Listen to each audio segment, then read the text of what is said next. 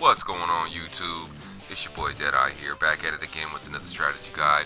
Got a little quick Ventkids standing and how to get it all maxed out, and so that way you can get your mods and get your board and get to grinding and doing whatever it is that you want to do out on the plains or in Fortuna at your leisure, and quite frankly, play the game how it is that you want to play rather than having to worry about that never-ending grind that is Warframe and what it seems to be. But anyway, moving on, let's get to it.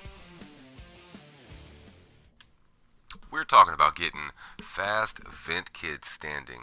If you're not aware as to what the Ventkids happen to be, they're little kids that hang around inside of the vent at Fortuna. If you haven't seen them, you might as well want to stop in. If you got some extra plat and maybe didn't want to go through all the hassle of maybe building a board and getting the supplies for it, you could do that from them. Or you could get up your standing and build a board, but either way, with your own personal board, you are going to want to do this so that way you can get mods, or maybe if you happen to want some accessories to go on your Tenno or things of that nature. But all around, just something that happened to be good to have. So let's get into it. Where it is that we're going to be going in Fortuna.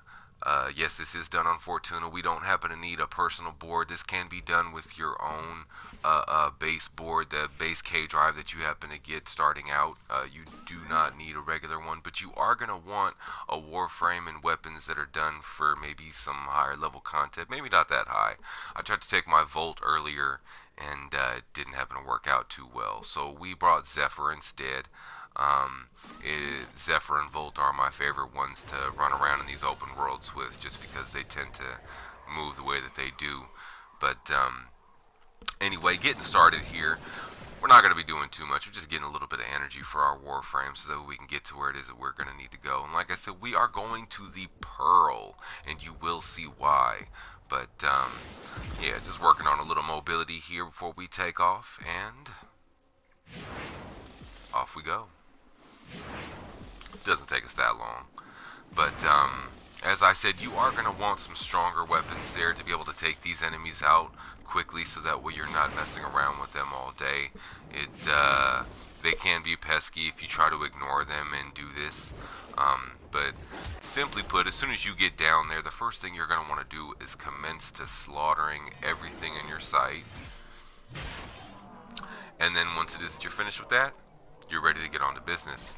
Now, you may be wondering, why is it that you can't just pick up, these little doodads or whatnot and get your tiny little points here and there? And I mean, eventually, certainly you could get your standing, or maybe even just try to hit your board and hit the boost, and you're flying around and you're doing tricks and all this, and well, that doesn't always work out too well for me. But this is a much simpler way to be able to get it done surefire and very quickly. It takes about 10-15 minutes once you happen to really get good at it. But to get things simply done, let's talk about the combo meter and how that happens to work out here. So I'm going to show you a little something here. So that was a double X tap. The second one was a double X L1, which is actually the grind button, and then I land. But you see how the second one counted it as a trick and the first and last did not. So see, there was the double X tap, and then here's XX L1. You see how I go flat and then I land, and it gives me points as I completed a trick.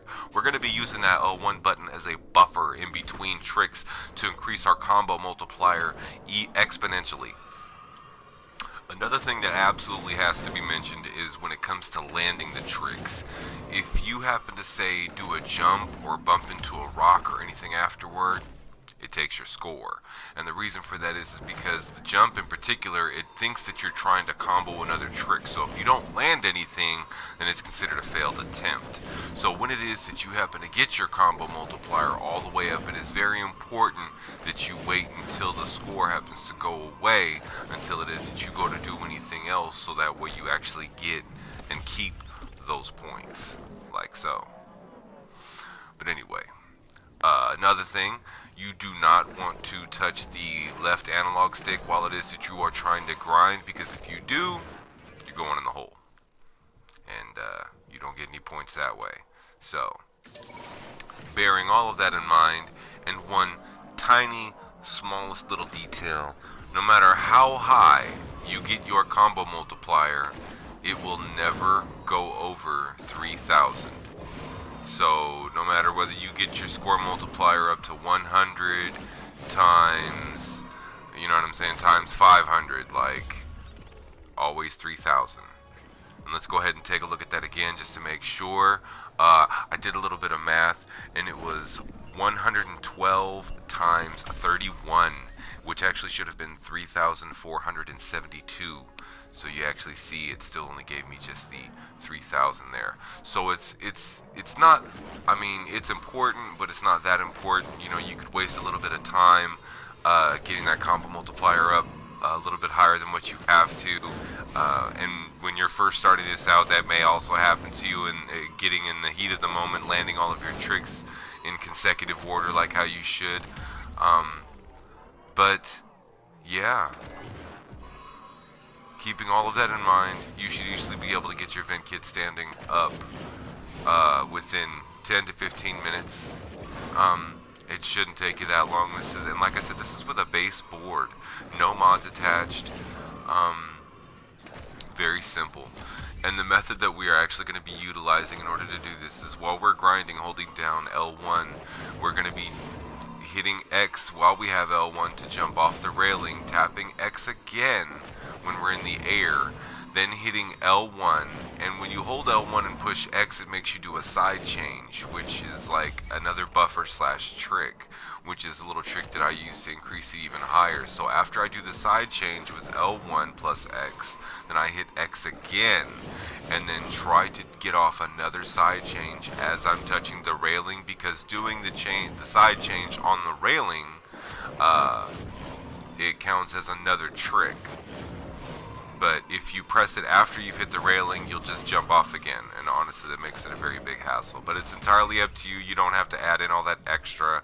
At the very least, you happen to be double tapping with X, L1, X, X, then with L1, and then probably just to get back on the railing. Your multiplier will go up slower, which is going to also take more time, but you can still get it done that way, just to keep things simple at first, until you happen to practice and get really good at it. But yeah, hopefully this worked out for you, and you can start getting your fast Ventkids standing, and get all the mods that you happen to want for your K-Drive, and out there grinding and jumping over absolutely everything.